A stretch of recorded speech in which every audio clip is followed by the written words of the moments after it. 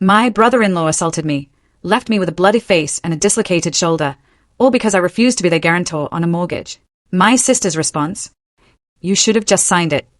I somehow dragged myself to my parents' house, begging for help, before collapsing at their door. What happened next was so disturbing, even the police were shocked. Hey everyone, I'm Audrey, and I'm 32 years old. I never imagined I'd be telling this story, a story that starts with my own brother-in-law assaulting me, leaving me with a bloody face and a dislocated shoulder. All of this happened because I refused to co-sign their mortgage. When it was all over, my sister just stood there and said, "You should have signed the mortgage." I dragged myself to my parents' house, desperate for help, and collapsed on their doorstep. What happened next? Even the police were horrified. Before I go any further, tell me where you're watching from in the comments. And if you've ever had to choose between family loyalty and protecting yourself, please hit like and subscribe.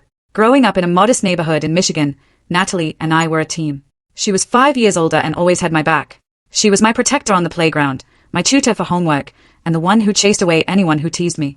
Our parents, a high school economics teacher and a hospital nurse, weren't rich, but they gave us something more valuable, a strong foundation of family values, the importance of education, and smart financial habits. Always have 6 months of expenses saved, my dad would say, helping us set up our first bank accounts. And never risk more than you can afford to lose. Those lessons became a part of who I was. Natalie was a little more free-spirited with money, but despite our differences, we were incredibly close.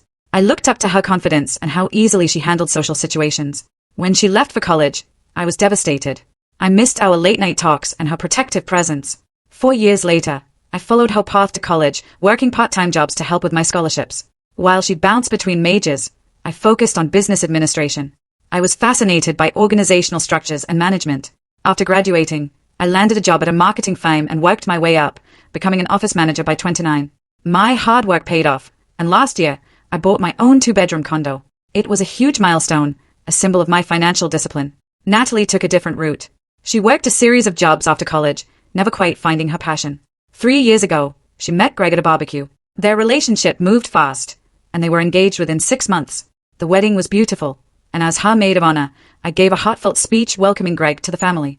At first, I thought Greg was a great influence on Natalie. He was charismatic and seemed to adore her. He worked in sales for a telecommunications company, and while his income was commission-based and fluctuated, they seemed to be doing okay. Natalie took a part-time job at a boutique, which I thought was more for the social life and discounts than for the money. We remained close after Natalie got married. Sunday dinners at our parents' house were a